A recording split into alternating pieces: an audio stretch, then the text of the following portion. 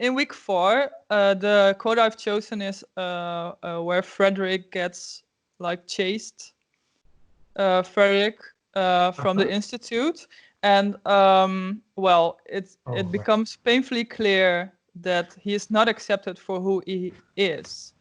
And so, where did the inspiration come from for Frederick, the character?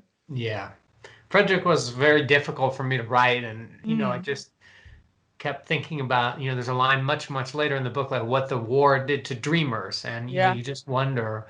I have 2 sons, and one of my sons, he is just a little different, and kids could tell growing up, and boys in particular are there's so many pressures on little boys, and they're always trying to prove that they're not weak, and by testing to see if other boys are weak, and weakness is this thing.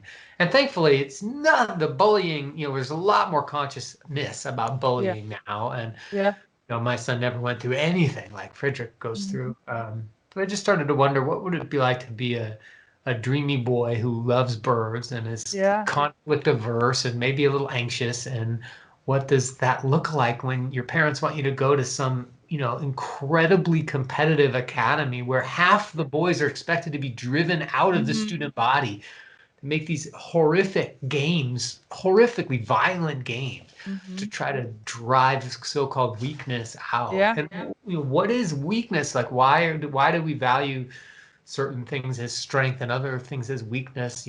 Those are all almost arbitrary. Maybe there's some evolutionary reason to value physical strength or something, but a lot of that is just silly. We put so much weird and damaging pressure on young boys. So I just wanted to explore some of that. Yeah.